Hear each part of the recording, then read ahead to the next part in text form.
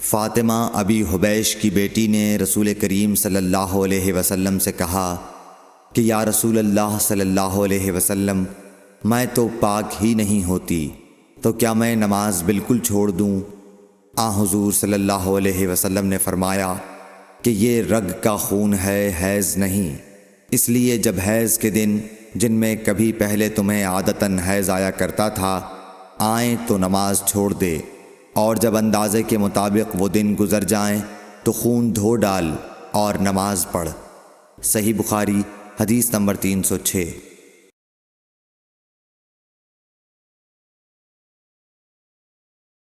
ایک عورت نے رسول کریم صلی اللہ علیہ وسلم سے سوال کیا۔ اس نے پوچھا کہ یا رسول اللہ، آپ ایک ایسی عورت کے متعلق کیا فرماتے ہیں جس کے کپڑے پر حیض کا خون لگ گیا ہو؟ تو رسول اللہ صلی اللہ علیہ وسلم نے فرمایا کہ اگر کسی عورت کے کپڑے پر حیض کا خون لگ جائے تو چاہیے کہ اسے رگڑ ڈالے، اس کے بعد اسے پانی سے دھوئے، پھر اس کپڑے میں نماز پڑھ لے۔ صحیح بخاری حدیث نمبر 307۔ حضرت عائشہ رضی اللہ تعالی عنہا نے فرمایا کہ ہمیں حیض آتا تو کپڑے کو پاک کرتے وقت ہم خون کو مل دیتے، پھر اس جگہ کو دھو لیتی اور تمام کپڑے پر پانی بہا دیتی اور اسے پہن کر نماز پڑھتی۔ صحیح بخاری حدیث نمبر 308۔ نبی کریم صلی اللہ علیہ وسلم کے ساتھ آپ کی بعض ازواج نے اعتکاف کیا، حالانکہ وہ مستحاضہ تھیں اور انہیں خون آتا تھا، اس لیے خون کی وجہ سے تشت اکثر اپنے نیچے رکھ لیتیں۔ اور اکرمہ نے کہا کہ عائشہ رضی اللہ تعالی عنہا نے قسم کا پانی دیکھا تو فرمایا یہ تو ایسا ہی معلوم ہوتا ہے جیسے فلاں صاحبہ کو استحاضہ کا خون آتا تھا۔ صحیح بخاری حدیث نمبر 309۔ حضرت عائشہ رضی اللہ تعالی عنہا نے فرمایا کہ رسول اللہ صلی اللہ علیہ وسلم کے ساتھ آپ کی ازواج میں سے ایک نے اعتکاف کیا، وہ خون اور زردی نکلتے دیکھتیں، تشت ان کے نیچے ہوتا اور نماز ادا کرتی تھیں۔ صحیح بخاری حدیث نمبر 310۔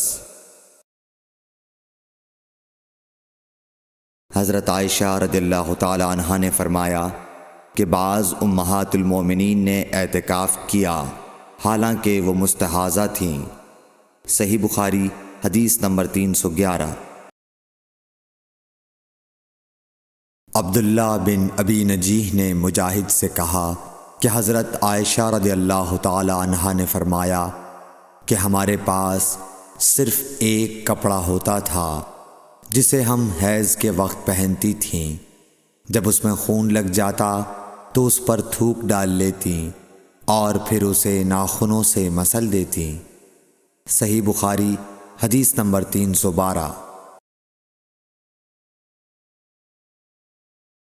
ہم سے عبداللہ بن عبد الوہاب نے بیان کیا، انہوں نے کہا ہم سے حماد بن زیب نے ایوب سختیانی سے، انہوں نے حفصہ سے، وہ ام عطیہ سے، آپ نے فرمایا کہ ہمیں کسی میت پر 3 دن سے زیادہ سوگ کرنے سے منع کیا جاتا تھا، لیکن شوہر کی موت پر 4 مہینے 10 دن کے سوگ کا حکم تھا۔ ان دنوں میں ہم نہ سرما لگاتی نہ خوشبو، اور عصب یمن کی بنی ہوئی ایک چادر جو رنگین بھی ہوتی تھی کے علاوہ کوئی رنگین کپڑا ہم استعمال نہیں کرتی تھیں، اور ہمیں عدت کے دنوں میں حیض کے غسل کے بعد قصد اظفار استعمال کرنے کی اجازت تھی، اور ہمیں جنازے کے پیچھے چلنے سے منع کیا جاتا تھا۔ اس حدیث کو حشام بن حسان نے حفصہ سے، انہوں نے ام عطیہ سے، انہوں نے نبی کریم صلی اللہ علیہ وسلم سے روایت کیا ہے۔ صحیح بخاری حدیث نمبر 313۔ حضرت عائشہ رضی اللہ تعالی عنہا نے فرمایا کہ ایک انصاریہ عورت نے رسول اللہ صلی اللہ علیہ وسلم سے پوچھا کہ میں حیض کا غسل کیسے کروں؟ آپ نے فرمایا کہ مشک میں بسا ہوا کپڑا لے کر اس سے پاکی حاصل کر۔ اس نے پوچھا، اس سے کس طرح پاکی حاصل کروں؟ آپ نے فرمایا، اس سے پاکی حاصل کر۔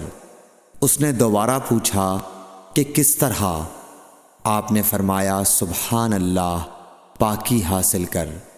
پھر میں نے اسے اپنی طرف کھینچ لیا اور کہا کہ اسے خون لگی ہوئی جگہوں پر پھیر لیا کر۔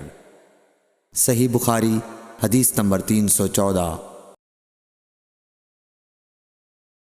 حضرت عائشہ رضی اللہ تعالی عنہا نے بیان کیا کہ انصاریہ عورت نے رسول اللہ صلی اللہ علیہ وسلم سے پوچھا کہ میں حیض کا غسل کیسے کروں؟ آپ نے فرمایا کہ ایک مشک میں بسا ہوا کپڑا لے اور پاکی حاصل کر۔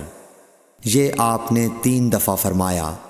پھر حضور صلی اللہ علیہ وسلم شرمائے اور آپ نے اپنا چہرہ مبارک پھیر لیا یا فرمایا کہ اس سے پاکی حاصل کر۔